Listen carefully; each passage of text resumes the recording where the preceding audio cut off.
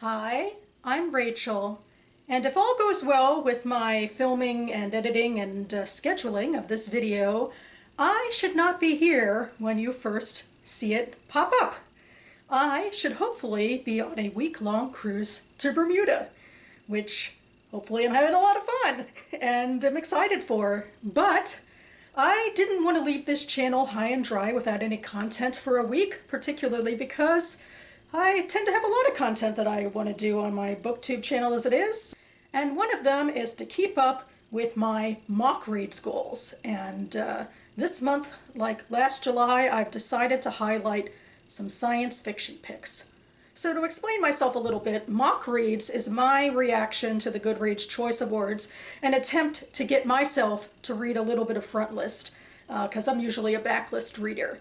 But that being said, there are still plenty of books that come out every year that catch my fancy, and I decided to highlight certain ones in some of my favorite genres that I hope to get to before October. I mean, not all of them are going to be that buzzy and enough to get into the Goodreads Choice Awards, but if they do, it would be fun to vote for them. And if not, I still figure I'll, have some content for a reading blog post in October where I, rate and rank them, or what have you. It's really more of a tier ranking that I'll be doing. But anyway, my thought right now is to highlight about 5 books that are coming out or have come out in 2026 in science fiction, and I'll try to get to at least 3 of them before October. And then the others I'm sure I could get to in 2027. I guess I'll start with the book I've already read, which is The Faith of Beasts by James S.A. Corey. This was one of my anticipated reads for the year. It came out in April, and it's a sequel to their first novel in their new series. I think it's the Captives' War. I always think of them, of course, as the Expanse authors. That's what they were most well known for, but this is a little more of a space opera sort of sociology deep dive, where we are following humans who are taken from the planet they live on by a superior alien species who have decided to press gang us into service for their never-ending wars. And we are particularly following a group of biologists who are together in the first book, where they are basically set an assignment to try to find a food source for aliens, to see if they have utility for this war, which I guess they pass more or less. And then in the second book, these biologists are kind of split up into different parts of the war machine. And we continue to follow them, and we continue to follow the idea of a resistance as well, even though at the moment humans are just so overwhelmed by the Caraxes, and they also have a bunch of other alien species pressed into service as well. But right now there's no way to fight back and win. But our main character, Daphid, he actually is acting kind of like a middle management is what I call him, between the Carax and the humans, but he's secretly trying to, foster some sort of generational resistance, which I don't know if we're going to see, because James S.A. Corey or Ty Frank and Daniel Abraham say there's only 1 book left in this series after this one, which I'll be very excited to get to, because I really enjoyed this book, and I have to say that of all the other sci-fi books on my list this year, this one's going to be tough to beat. Otherwise, I'm going to go in chronological order based on current publication dates. Some of them haven't come out yet, but I am very excited to talk about some more books, many of which I haven't talked about in previous videos before. Also in April, 1 book that came out is The Radiant Dark by Alexandra Oliva. I have Oliva's first book somewhere on these bookshelves, possibly hidden, but I really enjoyed it. It was a take on reality television in a sort of pandemic setting that actually gave me the vibes that were closest to Station 11 that I felt. And Station 11 is one of my favorite books and might come back later in this video. But so this is her second book, which remains science fiction. And in essence, it is a first contact alien story where we're following a particular family, I believe, throughout several decades. Next, there is a theme in titles this year as we move into May and going into Radiant Star by Leckie.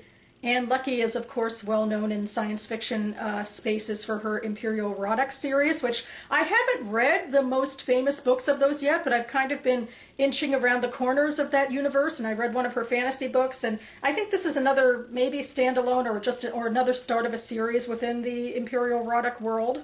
And it promises that it's going to center on a planet where there's some imperial clashes with local religious and political factions, which to me is the type of sociology that can be really exciting to read about. I hope I enjoy it. I'm a little up and down, I think, with the Ann Leckie books I've read, but I'm going to go in optimistic.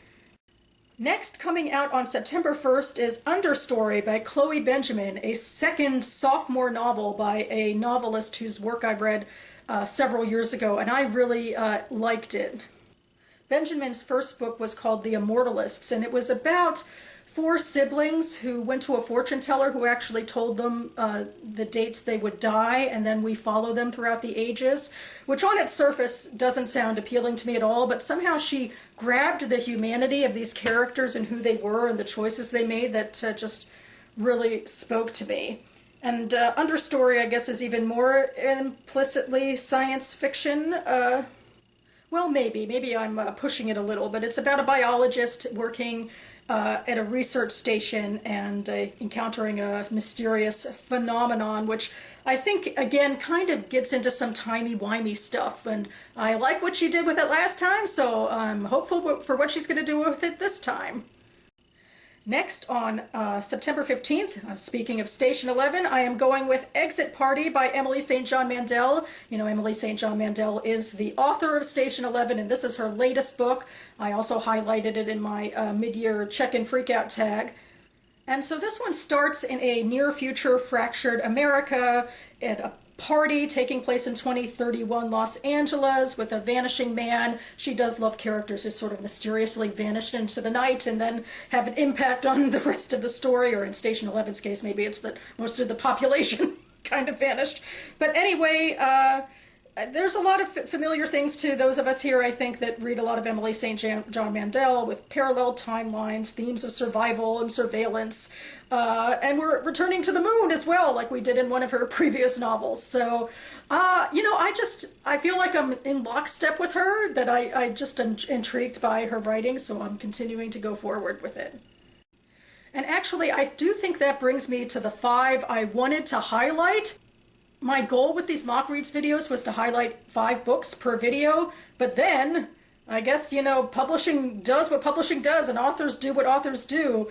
And I was shocked to learn that in October, mid-October, we are going to be expecting As You Wake, Break the Shell by Becky Chambers, which is Becky Chambers returning to space opera science fiction. And I just can't not want to read this. I really loved her original space opera series, which I think is somewhere in here as well.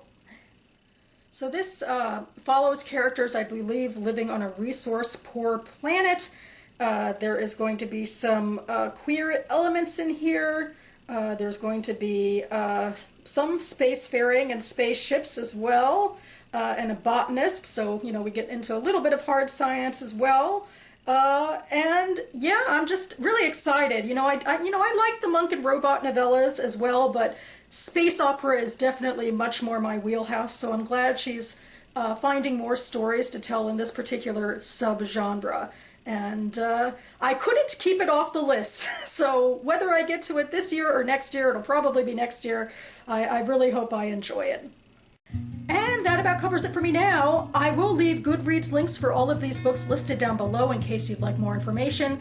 I'll also leave a link to the mock reads video I made a couple of months ago about historical fiction titles that caught my fancy. So if you're looking for some front list in that genre to read, maybe you'll find something there as well. I hope to be back on this channel within the next couple of days with a Would You Read It challenge video. It's another monthly video I do. I was a little hesitant. This one takes a lot of sort of production to get up, but maybe this is a good time to do it, like I'm filming, you know, in the past, as it were, and by the time I get home from my vacation, maybe I'm not sure I'll be in the right headspace to do a lot of this work. I might need to, you know, come down from the high of a vacation. Hopefully, we shall see. But yeah, stay tuned, and I hope you're enjoying your summer and are able to have some time to relax and have some fun and get in some reading. Thanks so much for watching, everyone, and I'll see you next time.